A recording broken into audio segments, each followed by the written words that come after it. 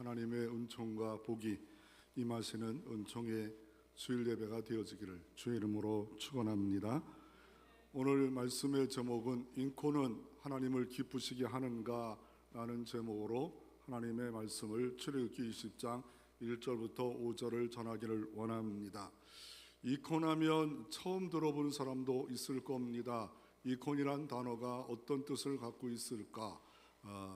아예 말씀드리면 그리스어로 헬라어로 모상, 형상이다. 오늘 성경에는 아무것도 다른 형상으로 하나님을 만들지 말라 해서 이콘, 컴퓨터 용어로는 아이콘입니다. 아이콘을 만든다. 바탕함에다가 아이콘입니다. 그리고 이콘에 대해서 이 그리스 정교회, 러시아 정교회 사람들은 이렇게 말한 가장 단순하고 효과적으로 성경과 교리를 전달하는 도구로서 이콘이 사용되어지고 있다라고 이렇게 말하고 있습니다. 그래서 어떻게 보면 참 좋은 것 같은데 이런 생각을 가질 수 있는 것이 이콘입니다. 그래서 단순하고 효과적으로 성경과 교리를 전달하는데 이콘 어떻게 생각을 해야 되는가에 대해서 말씀을 전하기를 원합니다. 여기 이콘에 예수님의 성모상과 아기 예수에 대해서 이렇게 그림으로 그려져 있습니다. 예수님의 어머니는 이렇게 생겼다, 예수님은 이렇게 생겼다, 이렇게 교회당에다가 붙여놓고 이렇게 하나님을 섬기는 것에 대해서 어떻게 생각하느냐라고 할 때가 있습니다. 이 말씀을 하게 된 이유 중에 하나는 교회가 말씀을 증거할 때 그냥 단순한 이런 은혜되는 말씀을 전하는 것이 가장 주로 하지만 교리적인 말씀을 한 달에 한 번씩, 두 달에 한 번씩 함으로 말미암아 이단에 빠지지 않고 우상에 빠지지 않고 잘못된 길에 빠지지 않도록 할 수 있는 방법 중에 하나가 바로 이런 것들을 교육함으로 말미암아 잘못된 길에 빠지지 않도록 할 수 있는 것 중에 하나가 되기에 우리가 이콘에 대해서 한번 말씀을 전하기를 원하고, 또 나아가 제가 5월 달에 그리스 헬라를 티니키아, 터키를 갔다 왔어요. 그런데 가보니까 동방정교회가 그리스의 90% 정도가 있는데 들어가자마자 입구부터 모든 교회당에 이콘이 가득 찬 겁니다. 이콘이 그게 가득 찬 게 하나님을 잘 섬기는 건가? 그러면 우리는 잘못되고 있는가? 이것에 대해서 한번 우리가 살펴보기를 원하는데, 그래서 우리가 성경은 뭐라고 말할까에 대해서 한번 말씀을 전하는데 제목을 하나님을 기쁘시게 하는 건가? 이콘은 정말 그들은 왜 하나님을 사랑하는 사람들인데 이콘을 만들어서 하는데 정말 하나님을 사랑하는 걸까? 그래서 이 땅 살아가는 동안에 우리가 그냥 몇 가지 인생이 있냐면 어떤 인생이 있습니까? 그냥 밥 먹고 살고 하는 생존의 인생이 있고, 두 번째 인생은 자존의 인생, 자기 존엄성을 지키는 인생이 있고, 기독인은 또 다른 인생이 있습니다. 하나님을 기쁘시게 하는 삶을 살아가야 된다라고 이렇게 말하고 있습니다. 하나님을 기쁘시게 한다는 게 뭡니까? 예를 들어서 부부가 커피숍에 들어갔어. 근데 아내가 아메리카노를 써서 못 먹어요. 그런데 아메리카노만 시켜놓고 먹으라 하면 아내를 기쁘게 하는 겁니까? 자기를 기쁘게 하는 겁니까? 물어볼 필요가 없지요. 그런데 어머니를 더 쓴 커피를 싫어하는데 그걸 시켜놓고 좋은 데 데려왔다고 먹으시라고 하면 이게 효도하는 겁니까? 효도 안 한다는 겁니다. 할 수가 없는 겁니다. 이빨 다 빠졌는데 이빨 빠지신 그분에게 딱딱한 걸 주면서 먹으라 한다면 이게 하나님을 기쁘게 할 수 없는 것이라는 것을 말하고 있는 겁니다.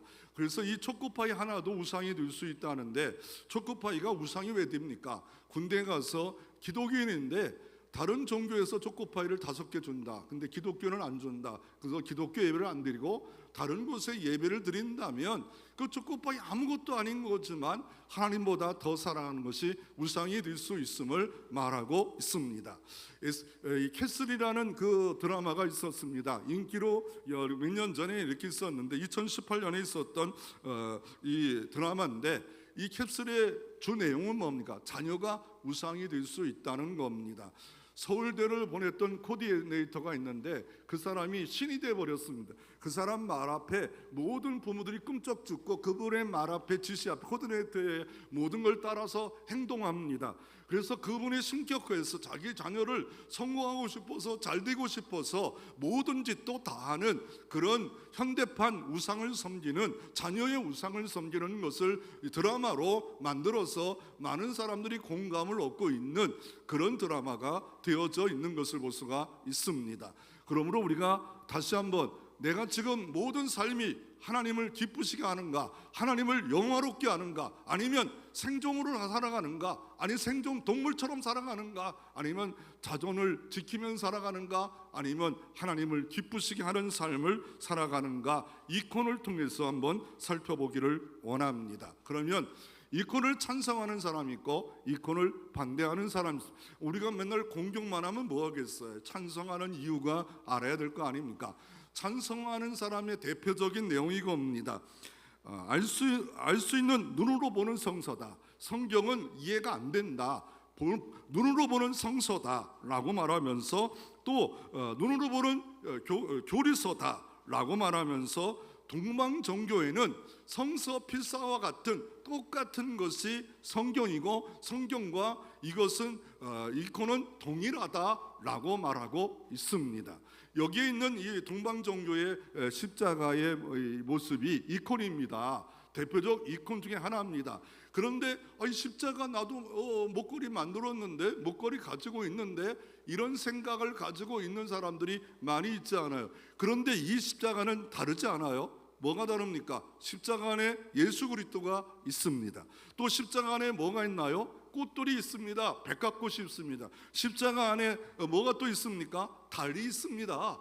이걸 다 신학적 의미를 갖고 있는 겁니다. 의미를 갖고 있는데 그거를 지금 동방정교에서는 이거를 많이 사용하고 있고 천주교도 많이 사용하고 있고, 그리고 그 이유 중에 하나가 지금도 사용되고 있는 것이 하나가 이 라비콘이라는 겁니다. 라비콘은 역사적으로 있었던 환상입니다. 라비콘은 콘스탄티누스 대제가 어떻게 합니까? 로마의 대제가 어떻게 합니까? 전쟁에 나가야 되는데 환상을 봤어요. 그랬더니 이 키로 십자가라고 그래가지고 P와 X를 겸한 키로 십자가, 이거를 라비콤이라 하는데 이거 환상을 이거 보게 됩니다. 그래서 군대 깃발을 가지고 나갔는데 분명히 패할 수밖에 없는 일에 이겼어요.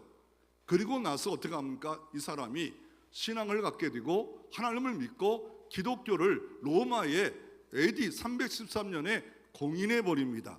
기독교를 인정했다는, 국교한 건 아니고 그 뒤에 다른 황제가 한 50년 후에 기독교 국가가 로마 국가가 되어버렸는데, 그 전에 콘스탄티누스 대제가 환상을 보고 전쟁이 이기고 나서 야, 정말 하나님이 살아계시는구나.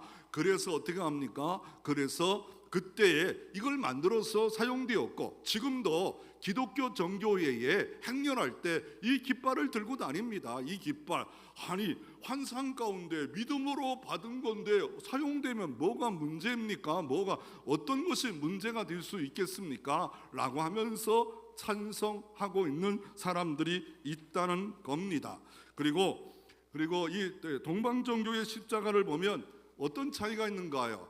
우리는 보통 십자가하면 이렇게 해서 이렇게 쭉 내려오는 십자가인데 두 개의 가로가 더 있어요. 하나는 위에는 뭡니까? 나사렛 예수 그리스도라는 말로 이렇게 위에 표시하고, 이거는 예수님이 두 팔이 매달린 거, 이거 발을 이렇게 올려놓은 거를 이게 십자가 아니냐라고 하면서 동방종교의 상징적 십자가로 이렇게 표현하고 있습니다. 그래서 동방종교에는 이렇게 십자가를 사용하고 있고, 그래서 이 동방종교회가 뭘까 해서 책을 2주 전에 사서 봤어요. 이 교수님이 박찬희 교수라고 서울신대의 교수님이 이렇게 썼는데, 이콘에 대한 뿐만 아니라 동방종교회가 어떻게 돼 있고, 동방종교회가 제가 갔다 온 그리스가 거의 90%가 동방종교회 사이즈 국가더라고요. 그런데 그게 모든 사람들이 하나님을 믿어요. 근데 뭐냐면 동방정교예요. 러시아가 사이즈 국가 아닙니까? 동방정교. 아르메니아가 동방정교예요. 그리고 그 세계에 얼마나 있을까? 75억 인구 중에 3억이 동방정교회예요. 그러니까 기독교, 천주교 다음으로 동방정교회가 가장 많이 있어요. 그런데 우리는 동방정교회에 대해서 그렇게 관심도 없어요. 뭔지도 몰라요. 뭐 천주교도 뭐 잘 모르는데, 뭐 우리가 믿고 있는 것도 잘 모르는데 그걸 어떻게 알아? 이러면서 넘어갈 때가 있지 않습니까? 그런데 그 실제 가서 문제가 되는 게 뭐냐면, 잠깐만 문제를 얘기하면, 저 동방정교회 그 빌립보 지역 갔더니 어떤 남자가 초를 가지고 기도합니다. 이게 초예요. 이게 초.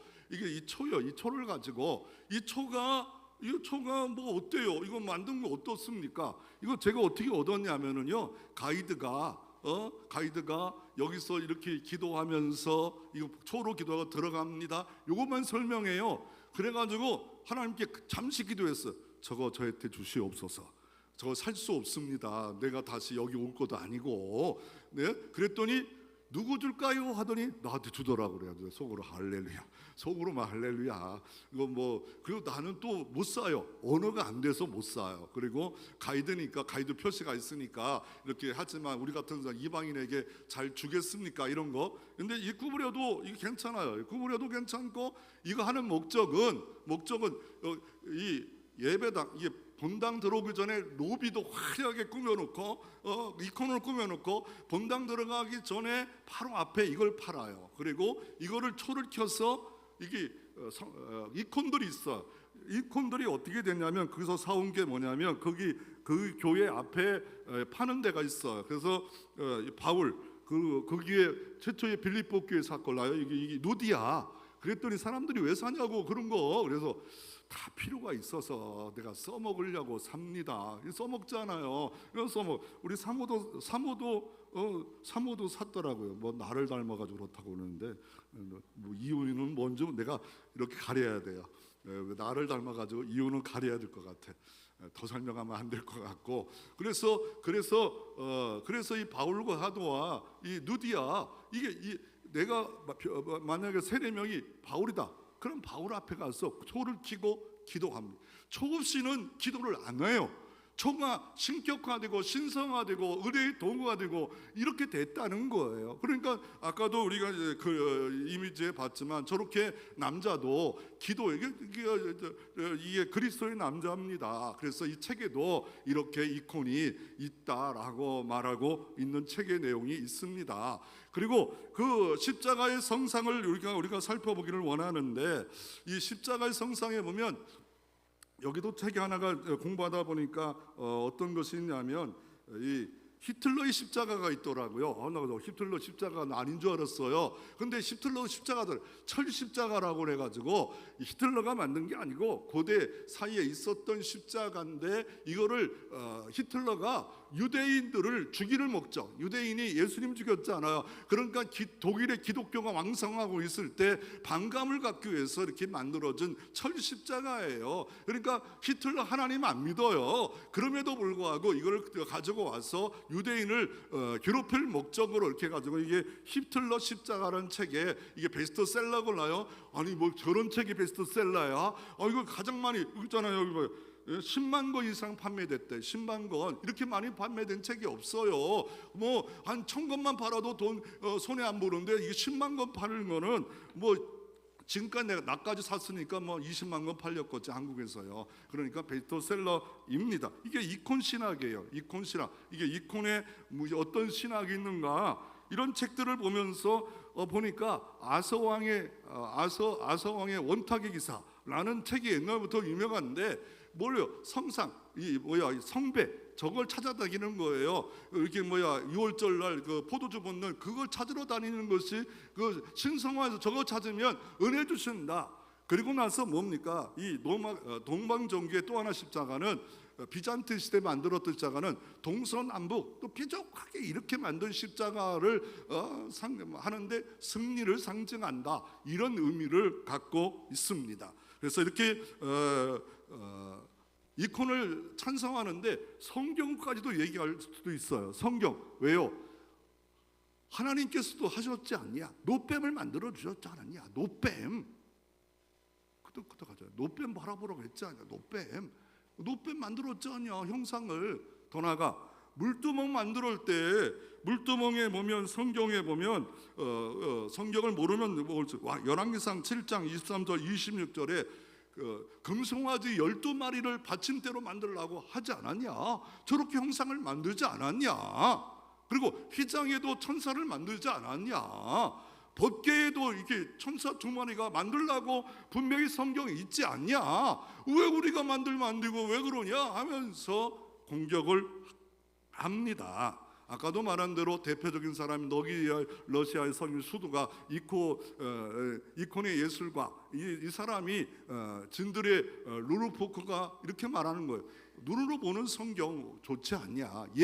옛날엔 참 좋았어요. 주일학교도 좋지 않아요? 왜냐하면 좋을 수밖에 없어요. 성경이 없던 시대에 이렇게 그림으로 보여주면 예수님의 십자가에 손을 이렇게 해서 표현하고 축복하는 소리다라고 말하고 있고, 여기 옆에 있는 이콘이 뭐예요? 둥그렇게 있잖아요. 성부, 성자, 성령의 표현을 둥그런 삼위일체 하나님이다.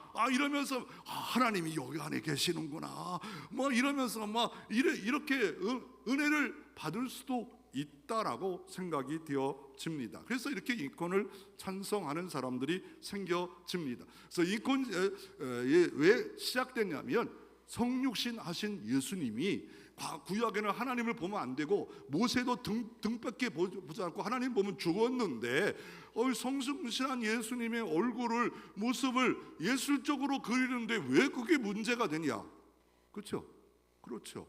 예술적으로 성육신 여기다 근거를 잡으면 성경이다 이러면서 많은 사람이 넘어지지요. 그리고 요한복음 1장 10절에 말씀이 육신이 되어 이 땅에 왔는데, 이 땅에 오신 예수님을 그리는 게 뭐냐? 이거는 공경이지, 이거는 숭배가 아니다. 아니, 부모 초상화를 놓고서 공경하는 마음으로, 그리워하는 마음으로 이렇게 초상화를 보는 게 그 자체가 뭐가 문제냐? 초상화까지 얘기하면은요 할 말이 없어질 때가 좀 있어요. 두 번째로 뭡니까? 이콘은 계시 이콘이다. 성경과 같다. 왜요? 성령의 감동으로 그림 그려가지고 이렇게 이콘으로 만들었기에 성경과 같다. 시각적 언어다.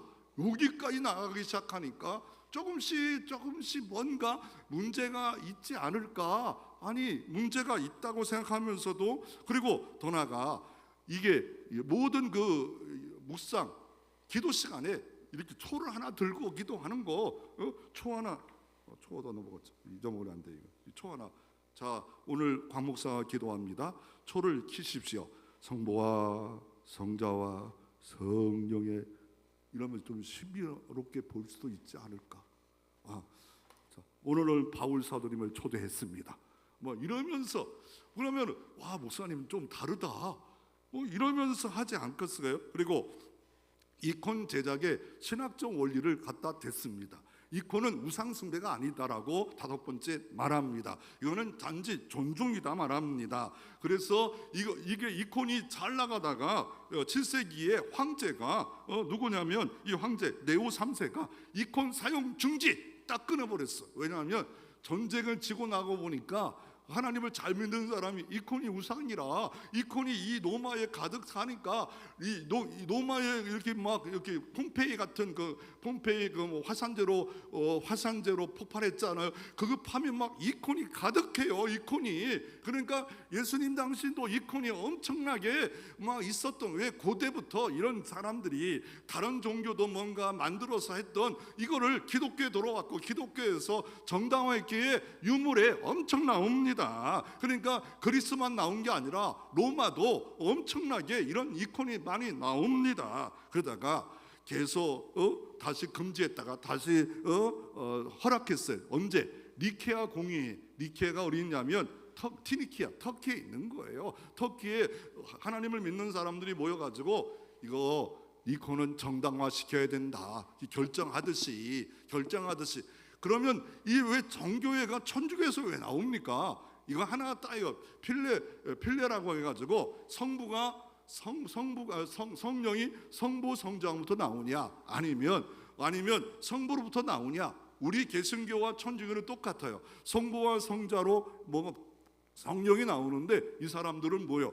성부로부터 나오고 이 성령은 예수님이 보내신 것 같다. 어떻게 보면 맞는 걸 같기도 해요. 더 나아가 교황 숭배가 문제였습니다. 그 당시까지도 뭡니까? 교황 숭배는 같은 7개의 큰 이 교구가 있었는데 교황이 딱 생기자 이거 집중화돼서 안 된다, 잘못됐다. 그래가지고 이 천주교에서 나온 사람들이 정교회예요. 정교회에서 나왔는데 천주교의 모습들이 거의 같아요. 그러면 이거를 장점으로 좀 이렇게 조금 이렇게 드러내면 시각적 신앙 교육을 할 수도 있었다. 성경이 없는 시대. 지금도 두 번째로 성육신한 신학의 표현을 해서 예수님이 이런 모습이고 마리아가 이런 모습이고 뭐 베드로가 이런 모습으로 이렇게 신학적 표현을 함으로 도움이 될 때도 있다. 또 기도와 묵상에 도움이 될 수도 있다. 기독교 전통을 좀 만들어서 계승할 수 있다. 신성과 인성의 조화를 이룰 수 있다. 이렇게 표현하는데, 그러면 우리는 반대를 좀 알아야죠. 이게 실제 언제서 한 거냐면 아까도 말했던 빌립보에 있는 기독교 이 정교회, 이 정교회의 그 초 앞에서 기도하는 그 그리스도인의 실제 사진입니다. 가서 자기가 세례명을 앞에서 초를 가지고 기도하는데, 개신교 입장은 뭐냐면 딱 한마디로 말하면 이계명입니다. 하나님이 어떤 형상도 만들지 말라. 하늘로도 만들지 말고 땅을에도 만들지 말라. 하나님이 어떤 형상도 만들지 말라 했기 때문에 그렇고, 두 번째로 우상 숭배에 빠질 위험이 있습니다. 예술적인 거 좋아요, 초상화 좋아요. 아니 십자가 목걸이 뭐 할 수 있어요. 십자가의 금반지 할 수 있어요. 그런데 이 목걸이를 앞에 두고 명상하며 묵상하며 그거 없이는 기도할 수 없다. 이거를 만지고 막 한다면 이게 잘못하면 이게 신비화되고, 이거 잘못하면 하나님께 나가는 은혜의 도구, 이것이 없으면 안 된다는 생각을 갖고 있기 때문에 문제가 될 수 있습니다. 또 하나님께 예배드리는데 신약 성경 예수님은 영과 진리로 예배할 때가 오나니, 영과 진리로만 예배하는데 다른 중간 어떤 것도 여기에 초도 들어갈 수 없고, 어떤 것도 영이신 하나님이 우리의 믿음을 받으시는 성령의 은혜의 역사가 일어나고 진리의 말씀이 선포되는, 영과 진리로 어떨 때는 진심을 담은 진리의 말씀을 가지고 우리가 나가는 것이 찾으시는 예배지, 다른 어떤 형상을 만들어 십자가를 붙잡고 한다든지 아니면 이콘 어떤 거를 붙잡고 한다든지, 이 모든 거는 잘못된 가르침이다 라고 반대한 이유를 분명히 말하고 있습니다. 그래서 어느 예를 들 수가 있냐면, 이렇게 오늘 본문은 출애굽기 20장입니다. 20장에 갑자기 이 말씀을 하신 이유가 뭡니까? 애굽에서 나온 지 딱 3개월 됐어요. 애굽의 모든 문화는 우상의 문화예요. 다 우상이에요. 그런데 이제 하나님이 이들을 가나안 땅 가기 전에 광야에서 살게 됩니다. 광야에서 살게 되는데 우상과 가까이 할 데가 없지요.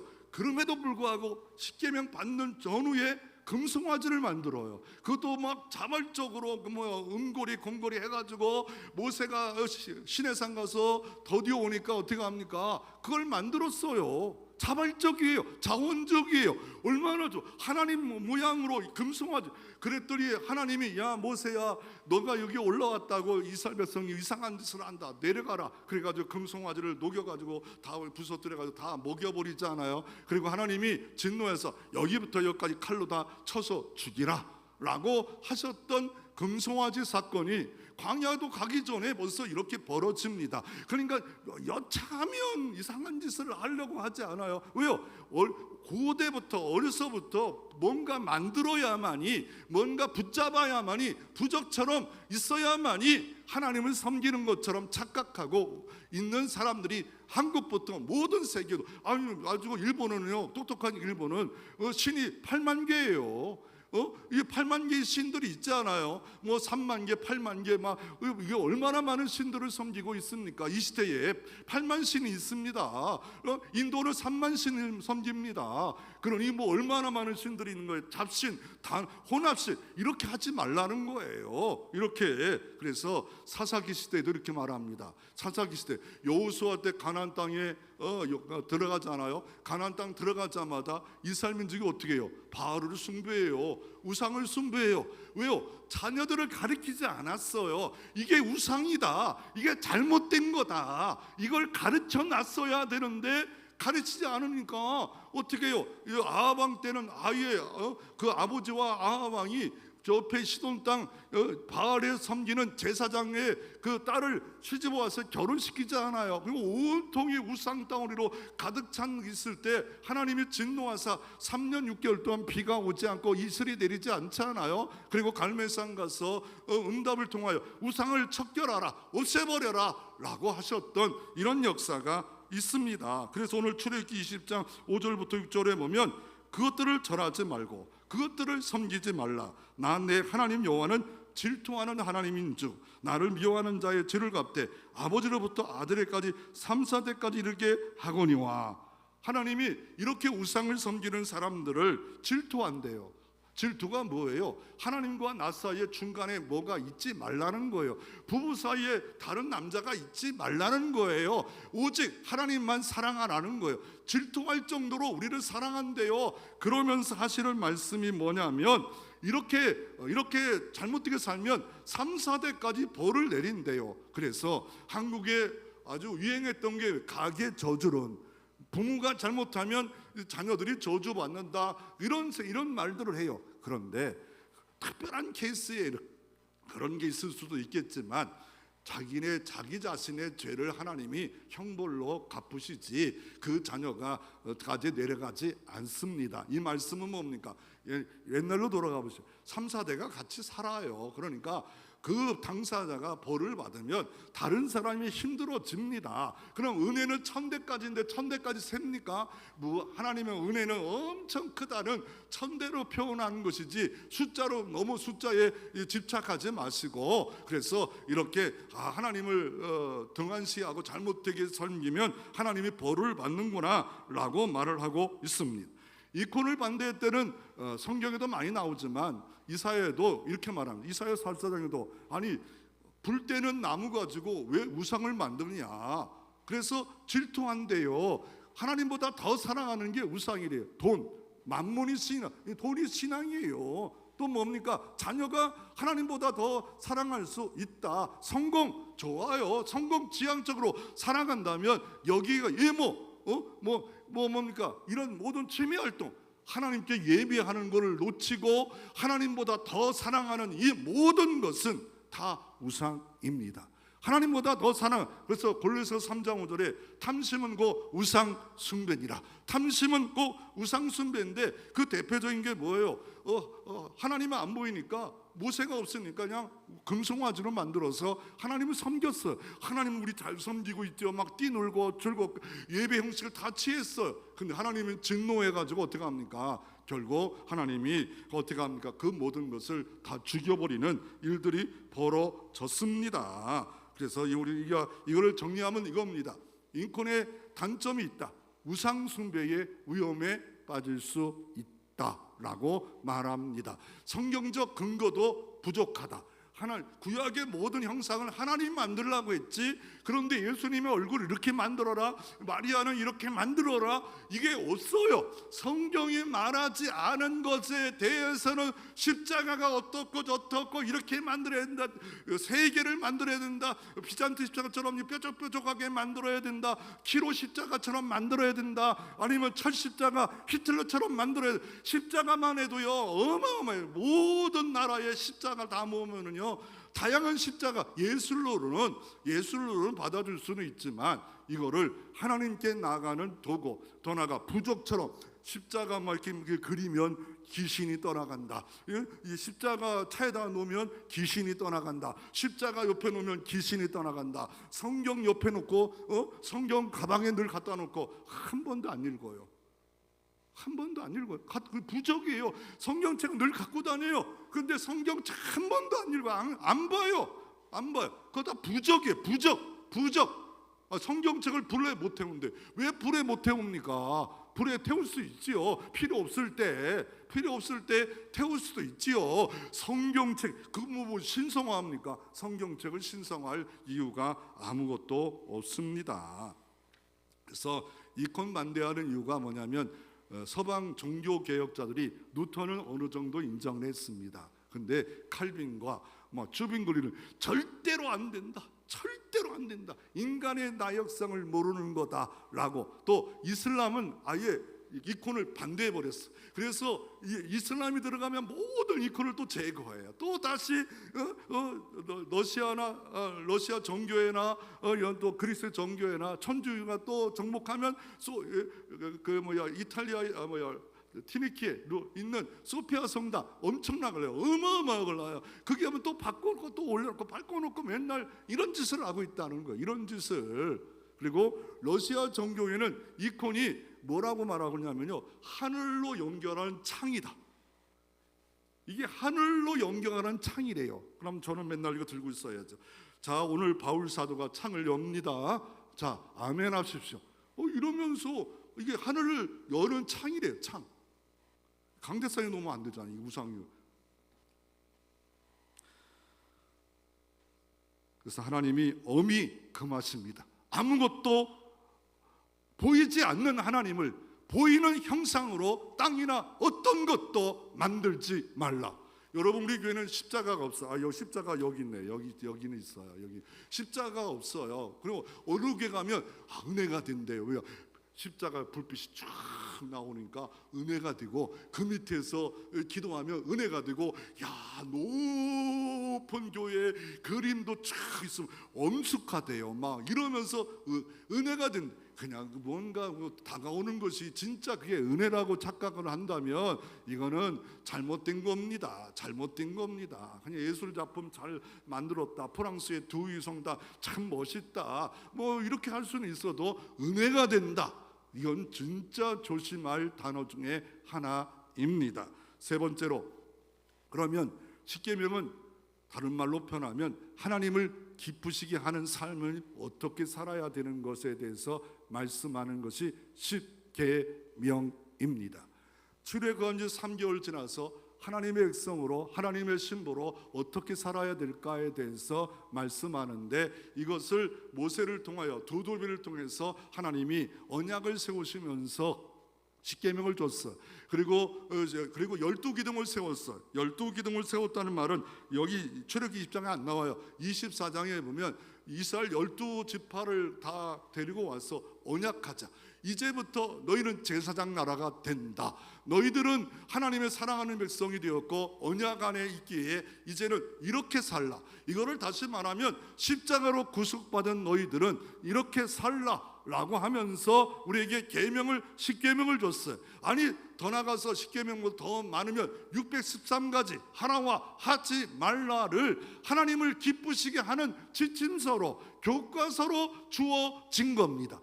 율법은 싫어, 하나와 하지 말라는 너무 싫어 라고 한다면 이 십계명을 너무 나쁘게 보는 겁니다. 나쁘게 보는 것이기 때문에 하나님은 언약의 백성은 계명을 가지고 살라라고 주님께서 말씀하는데, 이 십계명을 어떻게 나눌 수 있을까요? 10가지 계명 아닙니까?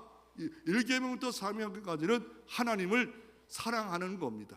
그래서 이 십계명을 뭐로 표현할 수 있겠습니까? 예수님이 하나는 하나님을 사랑하는 거고 내 이웃을 내 몸처럼 사랑하는 것이라고 예수님이 그렇게 가르치셨어요. 하나님을 사랑하는 것 중에 내 앞에 다른 신을 두지 말라. 내 앞에 어떤 것도 형상을 만들지 말라. 하나님의 이름을 망령되게 일컫지 말라. 아무데나 주여 주여 주여 이러지 말라. 아무 때나 의미 없이 주여 주여 주여 하나님 맞소사, 아무 때나 하나님의 이름을 망령되게 일컫지 말라. 기도할 때도 정말 하나님을 믿으면서 하나님 부르는데, 무당한테 가서 신처럼 하는 것처럼 믿음도 없이 하나님의 이름을 망령되게 일컬지 말라. 나를 만연히 여기지 말라라고 주님이 말씀하고 계신 것이 십계명입니다. 십계명은 하나님의 사랑의 결정체다. 하나님 사랑하고 이웃을 내 몸처럼 사랑하는 것이 하나님을 사랑하는 것이 계명이다라고 말하는데, 이거는 십자가와 같은 거예요. 왜요?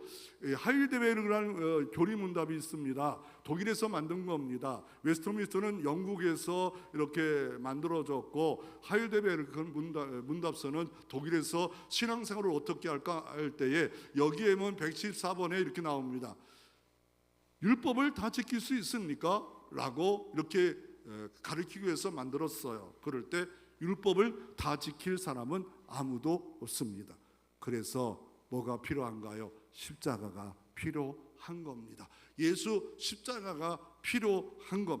율법을 다 지켜 구원받을 만한 인간이 없기에 예수님이 우리 대신에 율법을 다 지키셨습니다. 율법을 다 완성하셨습니다. 율법의 마침 완성이 되신 십자가, 바로 이 모든 계명의 완성은 십자가입니다. 십자가.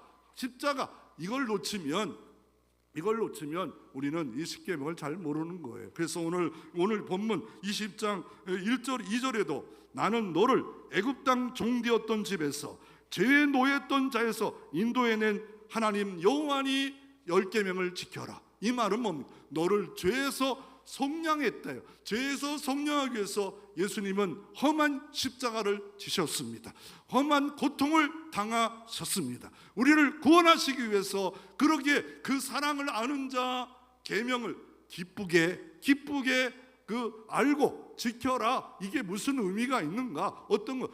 그런데 하나님을 기쁘시게 하는 사람이 형상 매개체를 만들어서 하면 안 된다라고 말하고 있는 게 십계명입니다.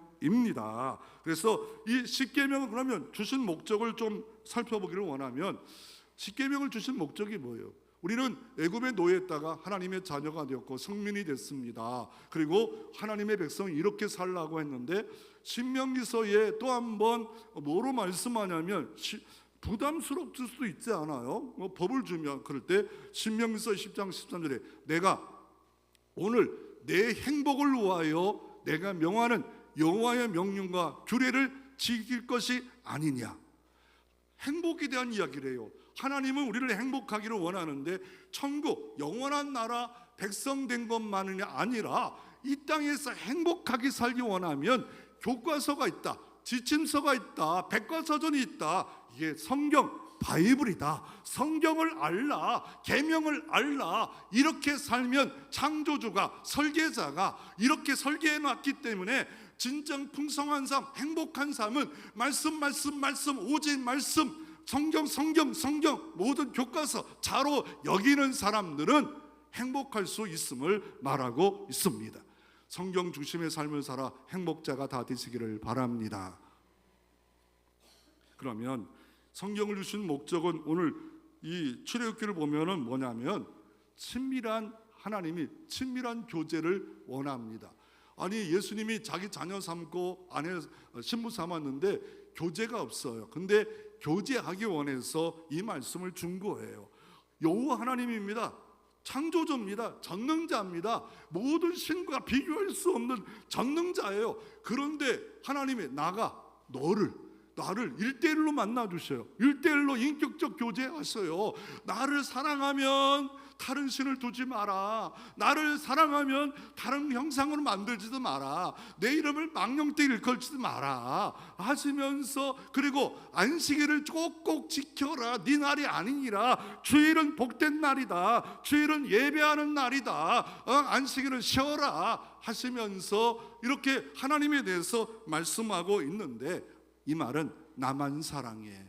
그리고 나는 너를 행복을 위해서 할 수 있도록 만들어 줄게. 나는 전능자야. 그런데 네가 나에게 사랑의 표현을 하면 나는 더 가까이 갈 거고, 예배 속에 만나 주시고 음성을 발하여 주시고 축복의 문을 열어 주실 것이고, 이런 역사가 언제? 하나님의 계명을 지키는 자들에게, 우상을 섬기지 않는 자들에게 이렇게 하겠다라고 말씀한 게 바로 십계명의 목적입니다.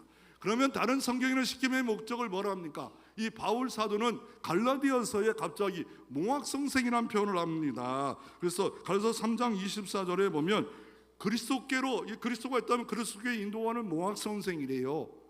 그리고 이게 몽학성생이 뭘까? 몽학성생이 로마 시대에 정복한 나라에 똑똑한 사람이 있습니다. 내 자녀가 있습니다. 그럴 때 성인이 될 때까지 가르침을 주라는 거예요. 스승이 되라는 거예요.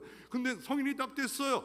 성인실 그때부터는 종의 자리로 내려가는 위치가 있다는 거예요. 할 일이 있다는 거예요. 율법은, 이 성경은 뭐예요? 우리를 예수께로 인도한다는 거예요. 왜요? 나는 율법을 지킬 수가 없구나. 율법을 지킬 만한 것이 다 율법을 보니까 하라고 하지 말라 이걸 보니까 어때요? 너무 나에게 죄덩어리예요. 죄가 완전 죄예요.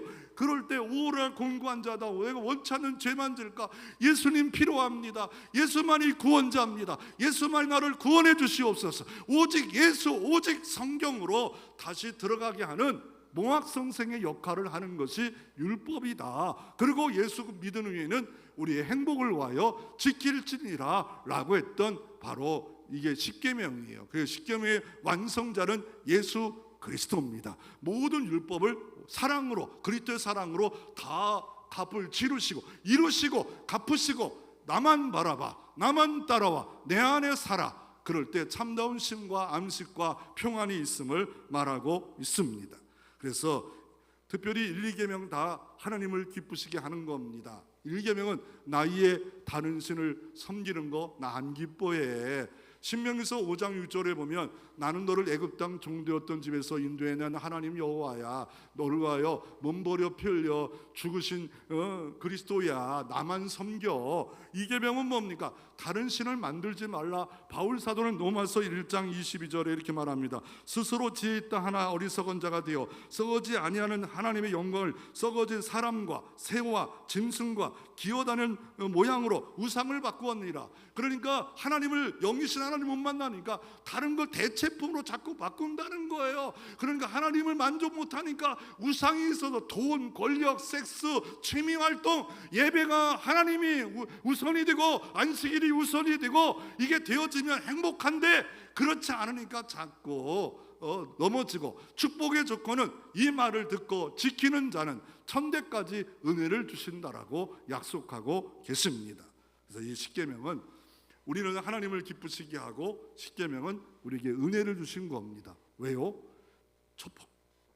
우리에게 말씀하잖아요. 내가 누군데 하나님이 찾아와 말씀, 개인적으로도 말씀하잖아요. 이거 다 은혜예요. 두 번째로 뭐예요? 우리는 죄의 종이었는데 구원받았잖아요. 은혜 받았잖아요. 그러니까 은혜잖아요. 그리고 나만 사랑해, 나만 바라봐, 나만 좋아해, 나만 좋아해. 다른 거 만들지 마라. 나는 영이야. 믿음으로 드려. 그러면 내가 만나줄게. 내가 교제할게. 내가 풍성한 은혜를 줄게.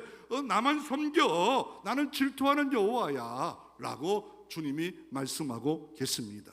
오직 하나님을 하나님 되게, 말씀을 말씀 되게 섬김으로 말미암아 천대까지 은혜 베푸시는 하나님의 은혜와 안식이 여러분 가운데 있기를 주의 이름으로 축원합니다.